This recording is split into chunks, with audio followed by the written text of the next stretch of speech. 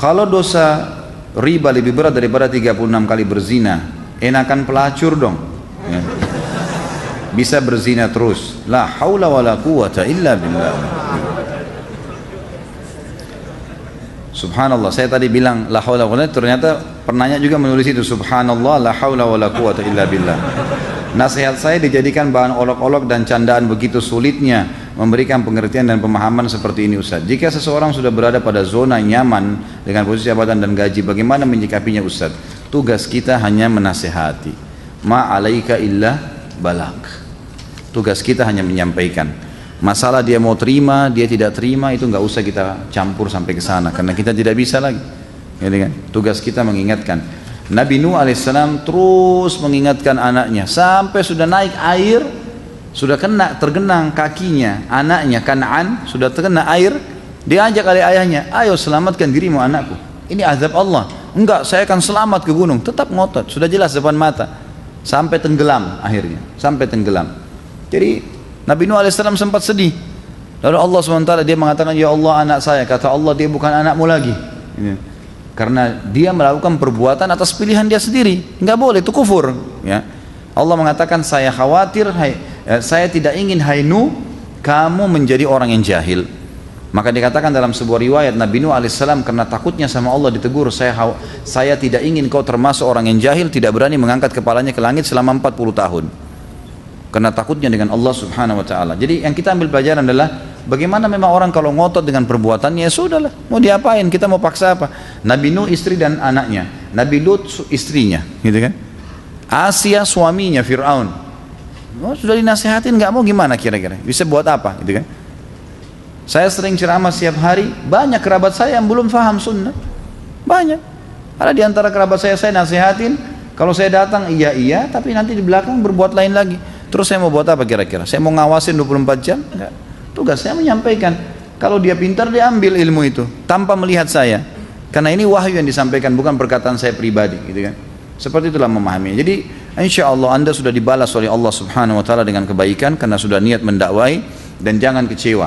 Ingat, niat dakwah karena Allah bukan karena orangnya. Jadi kalau dia masih menolak, kita masih mau mendakwai, kita harus yakin Allah memberikan pahala lagi. Jadi tidak usah jenuh.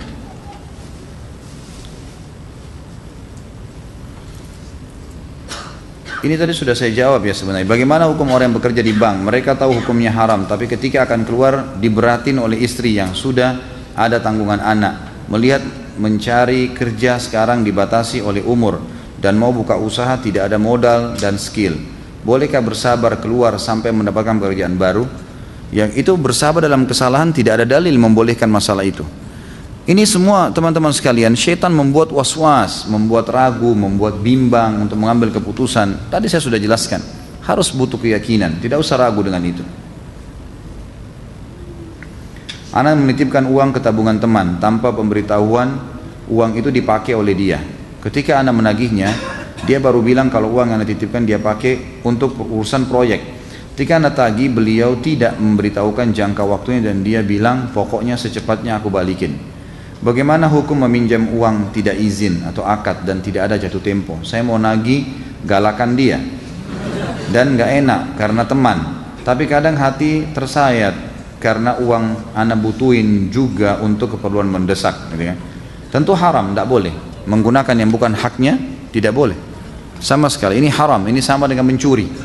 Walaupun dia niat utang, nggak bisa. Tidak boleh pakai uang yang dititipkan, diamanahkan, ya. Tidak boleh juga menunggangi haknya perusahaan atau hak orang lain, tapi karena dititipin pada kita lalu kita tunggangin. Misal, Anda pakai logo kantor, bekerja, beli kebutuhan kantor, lalu belanja di satu toko, karena belanjanya banyak dikasih diskon. Diskonnya buat siapa? Buat perusahaan, bukan buat Anda. Karena yang belanja pakai duit perusahaan, memang Anda yang datang. Banyak orang tidak paham nih.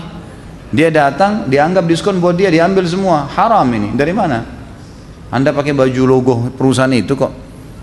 Ada orang datang kepada saya semalam mengatakan, Ustaz, saya jual beli mobil. Ada orang sering datang kepada saya, kerja di satu perusahaan, sering beli mobil bekas. Lalu dikeluarkanlah mobil dengan harga 150 juta. Dia suruh saya buat nota 160 juta, dilaporin ke perusahaannya. Kira-kira boleh nggak? Saya bilang nggak boleh, haram. Dan kalau bapak buatin, bapak terlibat dalam uang haram itu, nggak boleh. 10 juta itu haram. Bagaimana caranya mau dibiarkan? nggak boleh nih, kan gitu. Jangan tambah lagi, cukup. Ini aja belum selesai nih.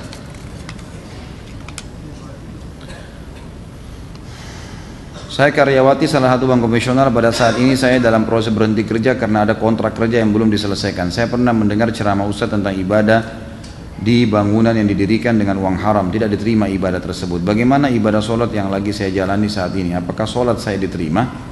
Setahu saya kalau tempat ibadah, saya tidak tahu ya kalau saya pernah sampaikan itu. Tentu saja kalau dari uang-uang haram maka tidak dibolehkan. Cuman dilihat sekarang dari bank konvensional ini yang digunakan untuk membangun tempat ibadah itu dana nasabahkah yang memang di situ bercampur antara uang warisan, gaji kerja, keuntungan bisnis, atau memang dari hasil ribanya? Kalau dari hasil ribanya memang nggak boleh sama sekali. Tapi kalau masih dari dana nasabah yang dipakai karena disimpan oleh bank lalu dipakai dibangun, atau memang ada dana sosial, ya seperti biasanya diminta zakat atau pengeluaran dari potongan dari uang itu untuk kegiatan sosial, maka itu tidak ada masalah. Ya, sebaiknya saya sarankan kalau anda lebih aman jauhi kalau syubhat, supaya sholat di tempat lain. Ya, sholat di tempat lain. Mungkin misalnya di sebelah kantor ada penjual makanan, bisa pamit sholat di tempatnya, atau cara lain lah, ya ada musola yang lain bisa dipakai sholat. Seseorang membeli barang katakanlah seharga 10 juta lalu membayarnya dengan kartu kredit dengan cicilan 12 bulan dan bunga 0%. Apakah ini diperbolehkan mengingat bila membayar cash maupun kredit nilainya sama saja? Setahu saya boleh, nggak ada masalah. Gitu kan? Masalah menggunakan fasilitas bank konvensional ini yang harus anda jauhi. Tapi hukumnya boleh atau tidak boleh, gitu kan? Secara umum kata ulama boleh menggunakan fasilitas perbankan yang sifatnya tidak ada hubungannya dengan masalah ribawi. Kalau tidak ada hubungannya sama ribawi, misal gini, kartu kredit itu pembuatan kartunya dipakai dari uang nasabah. Juga beli produknya dia murni mendapatkan keuntungan dari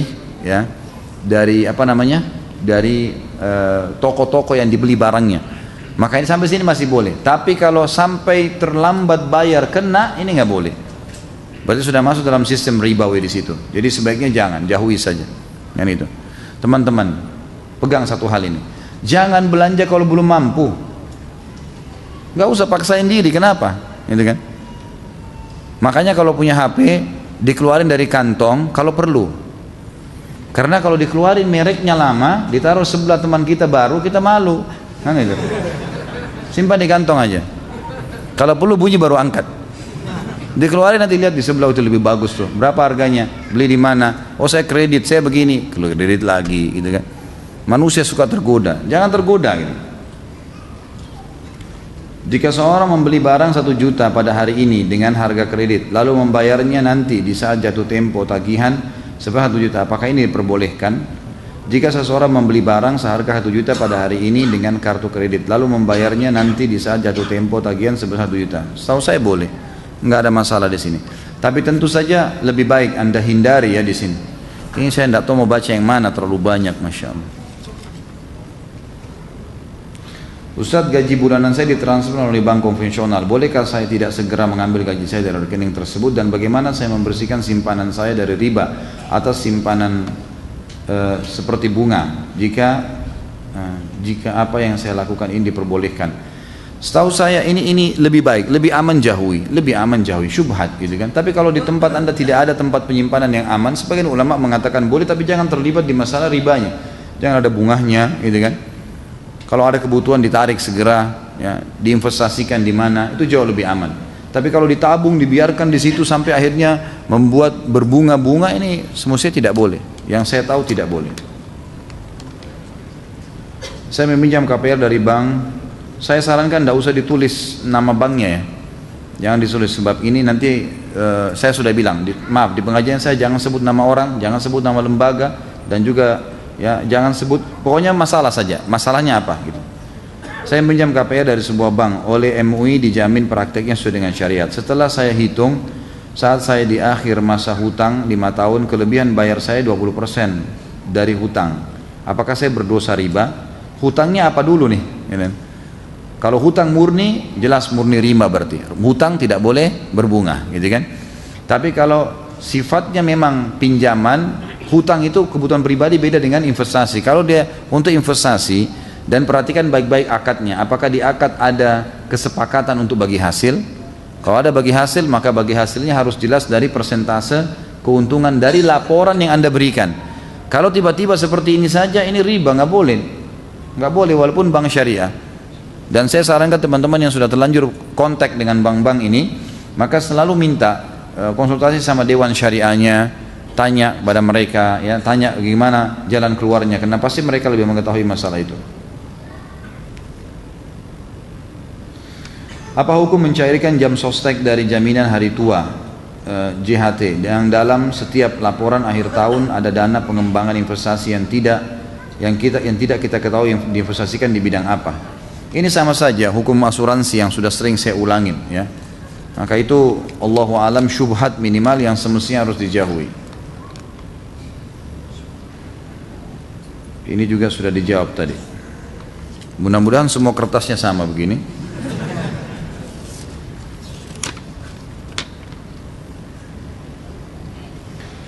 Ustaz, saya baru tahu dan jelas tentang hukum riba. Astagfirullah. Ustaz, berarti saat ini saya lagi terlilit riba dengan hutang pinjaman dari bank. Dan pada saat ini juga saya dalam kesusahan dalam membayar hutang tersebut. Apa yang harus saya lakukan dalam situasi seperti ini setelah saya taubat dan tidak ingin terlibat dalam hal ini lagi? Apa ada amalan yang harus saya lakukan? Pertama, muhasabah tentunya, karena kita sudah melakukan perbuatan salah, dan jalan yang terbaik adalah taubat nasuha kepada Allah Subhanahu wa taala. Berhentikan semua pintu-pintu riba mulai sekarang, dan yang sudah terjadi usahakan maksimalkan, lakukan apa yang bisa dimaksimalkan. Misal kita datang negosiasi, kalau ada dana yang bisa kita lakukan cash kita bayar, kalau nggak bisa bayar lanjutkan dengan KPR yang ada semampunya, gitu kan. Jadi semampunya dilakukan, tapi jangan buka pintu baru. Kalau Anda mengatakan lalu bagaimana, saya buntu ya, ini harus bertawakal kepada Allah SWT. Artinya memang kita meninggalkan yang haram dengan keyakinan Allah akan membantu sambil kita ikhtiar. Insya Allah akan ada jalan keluar, dan nikmatin proses tadi yang saya bilang itu, gitu kan. Kalau masalah bagaimana jalan keluarnya pada saat terlilit utang, ya saya bilang negosiasi sama pemilik piutang, bicarakan baik-baik, lalu sampaikan niat baiknya seperti apa, dan kita ya jalani itu, ya. Properti nilainya akan naik terus, sehingga jika seseorang menabung untuk rencana membeli rumah akan kesulitan terbeli karena harga rumah tersebut terus naik. Maka kebanyakan orang awam mengambil jalan pintas KPR ke bank dengan alasan logika pertama, daripada uangnya buat ngontrak lebih baik buat nyicil rumah, nanti rumahnya juga jadi milik sendiri. Kalau beli langsung ratusan juta tidak mungkin ada uang, kan lebih baik ngansur lebih ringan. Suka duka ngontrakan kayak kucing boyongan, pindah sini pindah sana, kadang diusir, rumah bocor dan lain-lain. Bagaimana menyikapi pemikiran masyarakat awam seperti ini? Sudah saya bahasakan tadi sebenarnya teman-teman sekalian. Jadi ini cuman alasan-alasan yang ditarik untuk membenarkan perilaku itu. Pertanyaannya, sampai kapan Anda mau lakukan perbuatan ini? Dan kenapa, apanya yang aib? Kalau kita ngontrak, kalau dikatakan rumah kontrakan bisa bocor, memang rumah baru nggak bisa bocor? Bisa semuanya, itu cuma alasan saja. Jangan terbawa dengan arus gengsi ini. Ini gengsinya nih yang jadi masalah ini. Wahai muslimin, sadarlah, ya.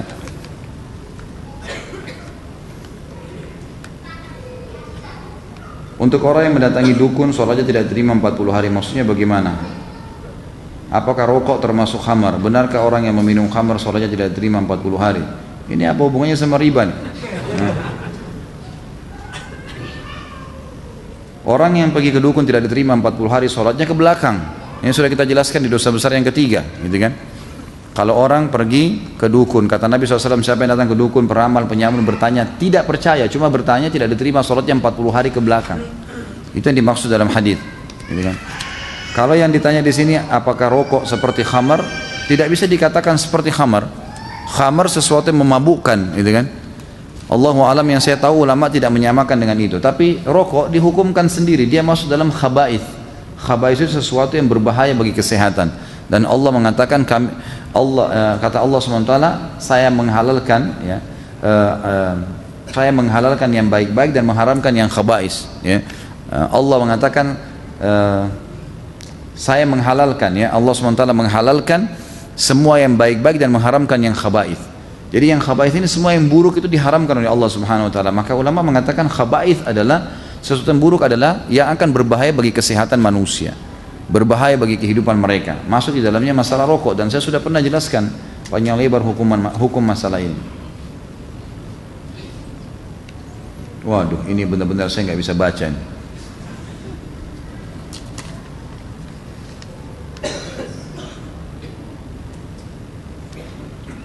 Saya mau tanya, tante saya sudah tercebur dalam riba, dia pinjam 800 juta, sekarang sudah menjadi 1,7 M. Pada saat pinjam, ia tahu kalau itu riba. Sekarang bagaimana tante saya mencuci uang, sedangkan uangnya sudah tercampur? Syukran Ustaz. Ini kesian Ustaz ya, karena kadang-kadang pesawat itu seperti kalau pilot, udah patah sayapnya kiri kanan, ya, ini selamatin. Sama pernah saya kasih contoh itu, ada ibu-ibu 5 hari lagi mau Ramadan, tanya, Ustadz saya punya utang Ramadan 2 minggu belum saya bayar, bagaimana hukumnya? Jadi saya lempar tanya, ibu 11 bulan kemana? Hah? Masa sekarang sudah kepepet tinggal 5 hari Ramadan baru tanya 2 minggu utang saya? Jadi seperti Ustadz yang harus nanggung tuh. Ini tante anda yang bertanya sudah tahu riba, kenapa dilakukan? Yang sudah tahu riba dilakukan, jadi akhirnya konsekuensinya datang, gitu kan? Sampai 1,7 M, bagaimana dia harus melakukannya? Dia harus bertaubat kepada Allah, kemudian dia berhenti sampai di situ, dia berusaha menyelesaikan apa yang ada. Itu jawaban ringkasnya, karena tidak ada jawaban yang lain, gitu kan?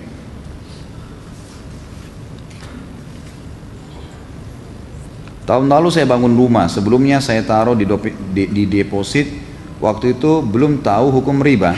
Bunga dari bank tersebut 42 juta, ada sebagian sudah saya berikan kepada orang yang perlu. Pertanyaan saya, sisanya selain untuk kepentingan umum jembatan, maksudnya mungkin bunga bank kali ya? Iya. Apakah boleh saya berikan kepada orang yang terlilit utang, orang sakit mau operasi, non muslim yang sedang kesusahan? Jadi lebih bunga bank itu difatwakan oleh para ulama dibolehkan, bank konvensional ya, dibolehkan untuk dikeluarkan untuk kegiatan sosial, perbaikan jalan, kemudian sumur, paving block, got, selokan, jembatan, itu semua fatwa ulama dibolehkan. Karena dikhawatirkan, ini sebab pertanyaannya muncul karena banyaknya pengusaha-pengusaha muslim dari Timur Tengah yang punya rekening di bank-bank konvensional di Amerika dan bunganya sangat besar, mereka tidak pernah sentuh. Hanya diambil oleh orang Yahudi, orang-orang Nasrani, lalu mereka lakukan untuk kegiatan agama mereka. Yang Yahudi pakai untuk beli senjata bunuh orang-orang muslim di Palestina, yang Nasrani buat bangun gereja. Akhirnya ditanya bagaimana hukumnya nih, akhirnya keluarlah fatwa ulama, jumhur ulama mengatakan boleh ditarik, tapi itu menjadi hukum uang ya, tidak ada pemiliknya, dianggap sudah tidak ada lagi pemiliknya, diambil, dikeluarkan, haknya Allah. Dan itu karena dasarnya dari hal yang haram, maka harus dilarikan kepada hal-hal yang sosial saja. Kalau tadi ditanyakan bolehkah saya kasih orang terlilit utang, ini ada sedikit dari pendapat ulama, tapi yang lebih kuat, lebih baik kepada kegiatan sosial. Non muslim pun yang dalam kesusahan ini lebih baik tidak usah dikasih dari situ, tuh dikasihkan kegiatan sosial aja, ya, kegiatan sosial, buat WC umum, jembatan, ya, perairan dan seterusnya. Apa hukum jual beli valuta asing seperti dolar? Karena ada yang berpendapat bahwa perbedaan selisih ketika kita membeli dan menjual dolar tersebut dianggap sesuatu yang syubhat. Enggak, boleh saja, karena memang kan nilainya berbeda. Uang itu sama, ya, uang itu kalau berbeda nilai memang ada kursnya, itu tidak ada masalah. Tidak ada masalah, karena itu nilai sama dengan gandum ditukar sama, misalnya ada beras ketan sama beras biasa. Gitu kan? Dua-dua sama jenisnya beras, tapi harganya memang beda karena memang ini lebih mahal, mungkin lebih susah, seperti itulah. Jadi kalau kita gandum misalnya harganya 20.000 per kilo, beras biasa 10.000, untuk ditukar supaya tidak riba harus 2 kilo beras biasa diganti dengan sekilo beras ketan misalnya, karena nilainya harus sama dengan kurs uang di sini.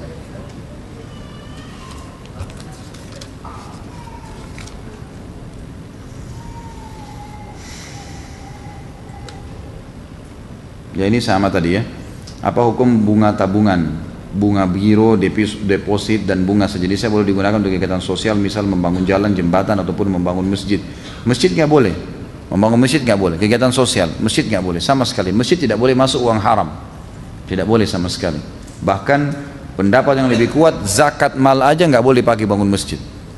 Karena makna fisabilillah memang jihad. Ada pendapat kecil ulama mengatakan salah satu dari 8 penerima zakat adalah ada kata-kata fisabilillah, ini bukan cuma jihad tapi masuk sebuah kegiatan termasuk bangun masjid. Tapi ini pendapat yang marjuh, bukan dinomorsatukan oleh para ulama. Yang didahulukan adalah fisabilillah di jalan Allah. Kalau uang zakat saja yang memang kemungkinan besar dia adalah uang yang suci, tidak boleh bangun masjid, apalagi bunga bank yang tidak boleh, jelas.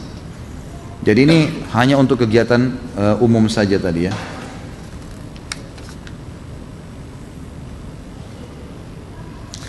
Untuk kuliah di UIN disuruh minta 2 tazkiyah dari alumni UIN. Apakah kalau ada yang ingin kuliah di sana bisa minta tazkiyah dari antum?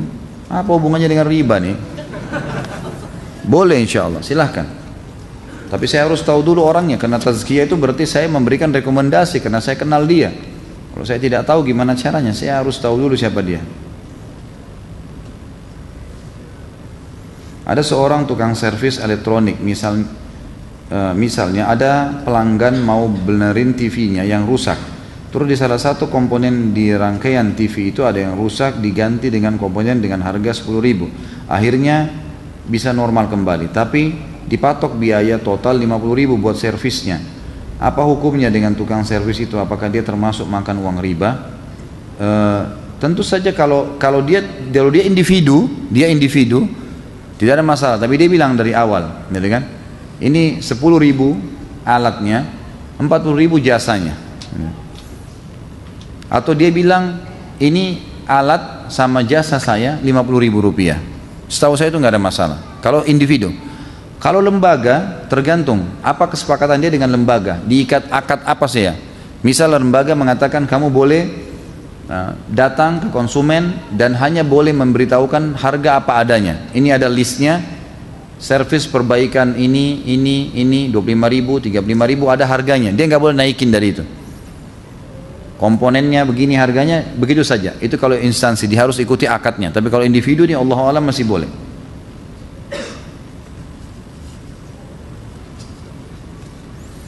Coba saya acak dari yang lain.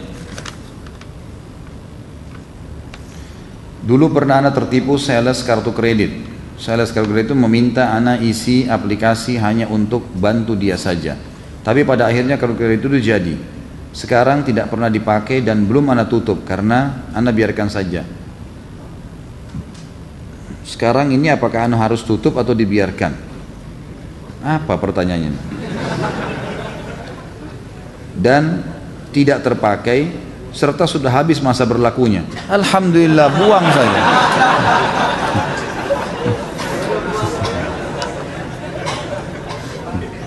Ini makin lama jemaah saya makin manja ya. Pertanyaannya pada hal-hal yang kecil-kecil. Sudah mati, alhamdulillah, buang, jangan buka lagi. Apakah mendapatkan pahala menggunakan lebihan riba atau bunga deposit bank untuk sedekah ke orang miskin? Enggak ada pahalanya. Uang haram kalau dikeluarkan untuk kegiatan sosial tidak ada pahalanya. Biar anda bangun 1.000, buat 1.000 sumur, buat 1.000 jembatan, kalau dari uang riba, bunga bank tidak ada pahalanya. Itu harus dipahami ya, beda itu. Yang ada pahalanya sedekah dari uang yang suci, itu baru bisa. Kalau enggak bisa. Ini kembali kepada hukum asal, uang itu kayak tidak ada pemiliknya, kembali kepada kegiatan itu.